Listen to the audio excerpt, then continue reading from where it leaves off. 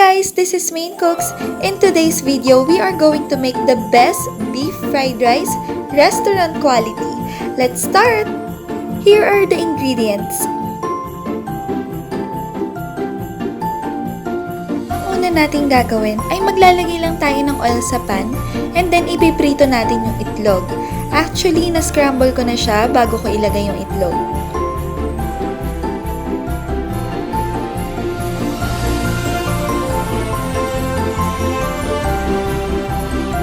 Pagkatapos lutuin ng itlog ay isi-set aside muna natin ito.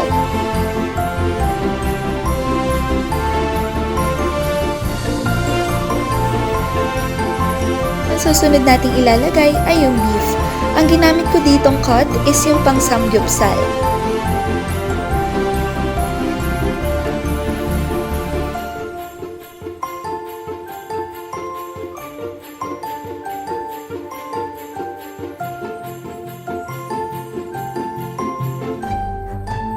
Kapag medyo brown na ang ating beef, pwede na natin ilagay yung ating veggies.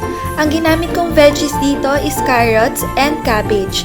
Pwede rin kayong magdagdag ng kahit anong gulay like bell pepper or zucchini.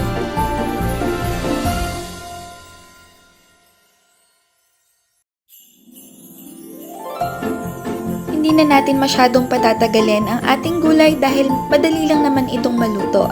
After nun ay iset aside muna natin itong gulay at ang beef. In the same pan, maglagay lang tayo ng konting oil at 1 tablespoon of butter and then isasaute na natin ang ating onion at garlic.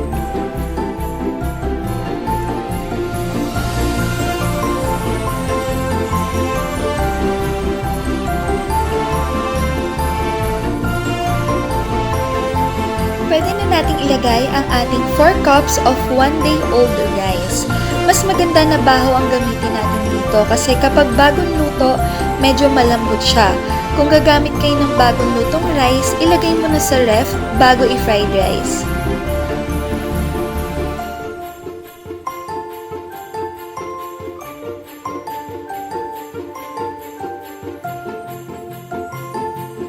Haluin lang itong mabuti hanggang sa lahat ng flavors and seasonings na nilagay natin ay nag-incorporate na sa rice.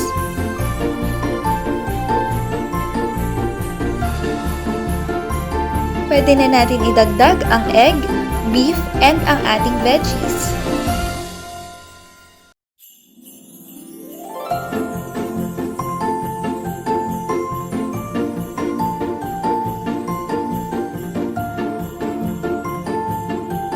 Dahil mahilig ako sa spicy foods, lalagyan ko siya ng Torogashi or yung pepper flakes ng Japan. So, nasa description box below kung saan ko nabili ito.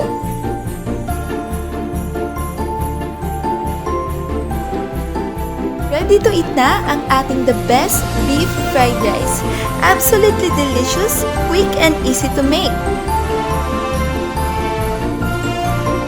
Thank you for watching. Don't forget to like and subscribe.